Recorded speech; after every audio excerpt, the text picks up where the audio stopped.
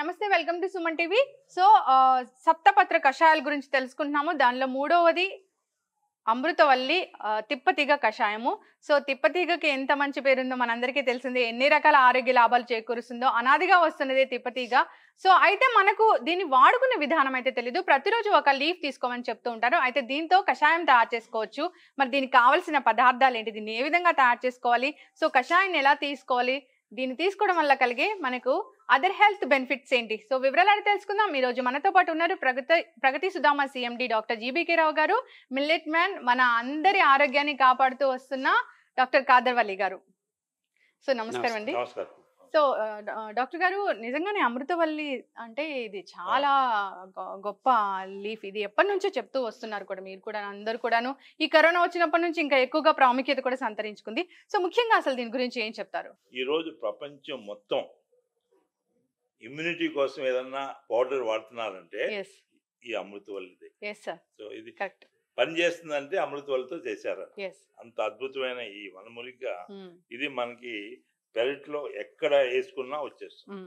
మీకు దీని గురించి వెళ్ళి ఎక్కడికి ఇది ఇట్లాంటివి ఎలా ఉండాలంటే శ్మశానానికి 1 కిలోమీటర్ దూరంగా ఉండాలి, చౌరాస్తాకి దూరంగా ఉండాలి.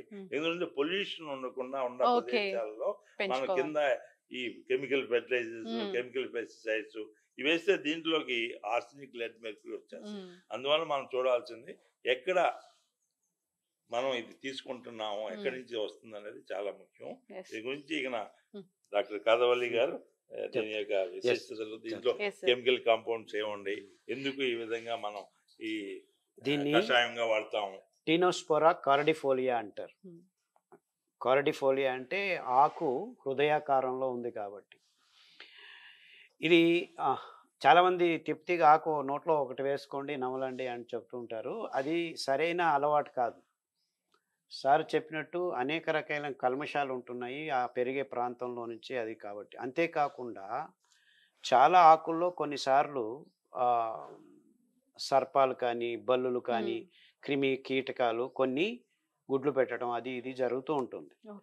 అందులో కొన్ని విషాంశాలు ఉండొచ్చు. ప్రతి ఆకు మీదను విషాంశం ఉండొచ్చు ప్రకృతి.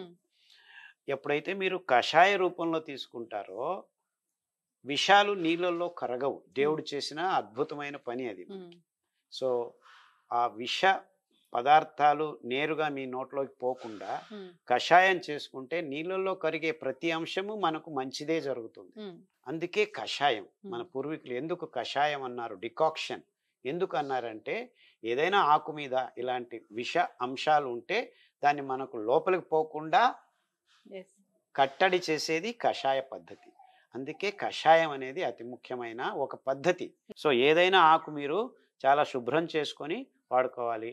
ఇది అమృతబల్లి అయినా కానీ ఇది తనకు తాను అమృతబల్లి అంటే తనని ఎవరు నాశనం చేయలేరు. వైజ్ఞానికంగా దీన్ని మించిన మొక్క లేదు. ఎందుకంటే you can never kill this.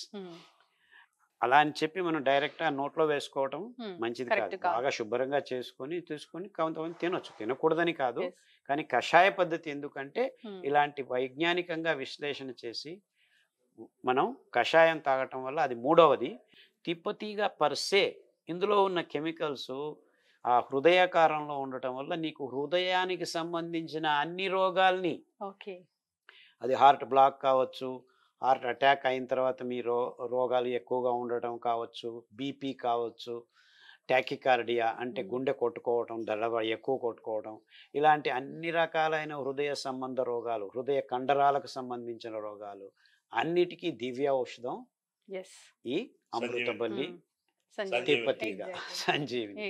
So ఇంత అద్భుతమైన మొక్క అంత సులభంగా పెరుగుతుంది. కానీ ఈ మధ్యలో మనం ఈ ఆధునిక ఒరవడిలో పడిపోయి తిప్పతీగను గుర్తించలేని దీనస్థితికి మన ప్రజలు వచ్చేసారు. దీన్ని అందుకే మనం మళ్ళా ప్రజలందరికీ దగ్గరికి తీసుకెళ్లేదానికి మీ సుమన్ టీవీ వాళ్ళు ప్రయత్నాలు చేస్తున్న దానికి చాలా సంతోషంగా. సో మనం ఇలాంటి పెద్ద ఆకులు ఉన్నవి 2 కానీ 3 కానీ చాలు మనకి. ఒక్కసారి ఇలా చింపివేసి మరుగుతున్న నీళ్ళల్లో వేసుకుందాం. సో ఒక 1 గ్లాస్ ఆఫ్ వాటర్ అయితే 1 గ్లాస్ ఆఫ్ వాటర్ వేసాను నీళ్ళు. మరుగుతున్న నీళ్ళలో వేయాలి. ఎంతసేపు మనం మరిగించాలి? 2-3 minutes. అన్ని కషాయాలు 2-3 నిమిషాలు చాలు. సో మామూలుగా అయితే ఈ కషాయాల్ని తీసుకునే టైం అంటే ఎలా ఉంటుంది డాక్టర్ గారు? ఎప్పటికీ కషాయాలు మనం భోజనానికి ముందు తీసుకోవాలి. ఓకే. ఖాళీ కడుపులో తీసుకోవాలి. ఓకే. పడిగడుపున అంటాం. సో మనం పరగడుపును తీసుకోవటం వల్ల ఆ అంశాలు గోరువెచ్చగా ఉన్నవి నోట్లోకి వెళ్తుండగానే నరాల నుంచి రక్తనాళాల నుంచి ఇక్కడి నుంచే గ్రహించడం మొదలు పెడుతుంది. మొత్తం శరీరం అంతా ఆవరించుకునే దానికి ఉపయుక్తంగా పనిచేస్తుంది. ఆ ప్రతిజనక కణాలు మన ఎముకల మధ్యలో చేరేదానికి రక్తం ఆ ప్రసారం. అంతేకాకుండా ఈ ప్రతి ఒక్క ఆకులో అది ఏ కషాయం అయినా కావచ్చు రక్తాన్ని పలచన చేసే గుణం ఉంటుంది. ఎందుకంటే చాలా మటుకు ఆకుకూరల్లో పీచు పదార్థం ఉంటుంది. సో ఆ పీచు పదార్థం కూడా కరిగే పీచు పదార్థం మన రక్తంలోకి వెళుతూ ప్రతి కషాయం మన రక్తాన్ని తేలిక పొలుచన చేయటం వల్ల రక్త ప్రసారం బాగా జరుగుతుంది, ఉత్సాహం వస్తుంది. మీరు గమనించండి, అది తులసి కషాయం కావచ్చు, బిల్వ కషాయం కావచ్చు, ఏదైనా కషాయం మీరు తాగినప్పుడు విదిన్ 2-3 minutes మీ దేహంలో కొత్త రకమైన చైతన్యం వస్తుంది అనమాట. ఈ కషాయాల వల్ల ఆ నిర్వీర్యం రాదనమాట, చైతన్యవంతంగా ఉంటారు. అయినట్లుంది డాక్టర్ గారు. 3 minutes అయితే అయిపోయింది. ఓకే, మనం స్ట్రెయిన్ చేద్దాము.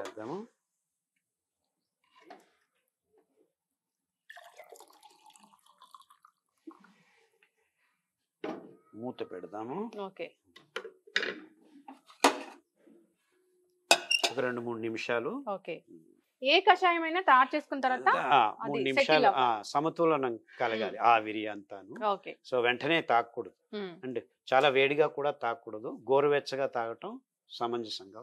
ఓకే, మనం అటు గోరువెచ్చని నీళ్లు తీసుకున్నట్లు ఉంటుంది, దానిలో ఉన్న ఔషధాల విలువలు కూడా మనకు వస్తాయి. అంతేకాకుండా చిన్న పిల్లలు, వయసిన వాళ్ళు అందరికీ ఉపయుక్తంగా ఉంటుంది. ఎవరైనా ఈ కషాయాన్ని తాగొచ్చు. 6 నెలల పిల్లలకి కూడా 2-3 చెంచాలు తాగించవచ్చు, ఏ ఇబ్బందులు ఉండవు. డాక్టర్ గారు ఇది సెట్ అయినట్లు ఉంది. సరే, ఇది మీరు తాగండి. టేస్ట్ ఎలా ఉంటుంది డాక్టర్ గారు? తిప్పతీగ చేదుగా ఉంటుందమ్మా. చాలా చక్కగా చెప్పారండి. తిప్పతీగ లాభాలు ఏంటి, అసలు మీరు అన్నట్లుగా ఈ మధ్య కాలంలో ఎక్కువ అవేర్నెస్ రావడం వల్ల మూలానో ఎక్కడ పడితే అక్కడ తిప్పతీగలు దొరుకుతూ ఉన్నాయి, వాటిని వాడుతూ ఉన్నారు. అలా కాదు, మనం తీసుకునే సేకరించే ప్రదేశం కూడా చాలా ముఖ్యమైనది. డిసీజులు ఉంటాయి, రకరకాల చీడపీడలు ఉంటాయి. చాలా చక్కగా చెప్పారండి. మనం ఎక్కడి నుంచి సేకరించాలి, దాన్ని ఏ విధంగా మనం కషాయం చేసి తీసుకోవాలని చాలా చక్కగా చెప్పారండి.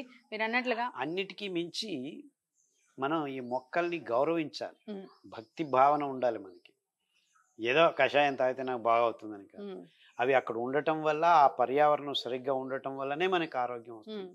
సో ఆ మొక్కల్ని వృక్షాల్ని ప్రేమించటం, భక్తిగా చూసుకోవటం అతి ముఖ్యం. అది మన భారత సంప్రదాయం.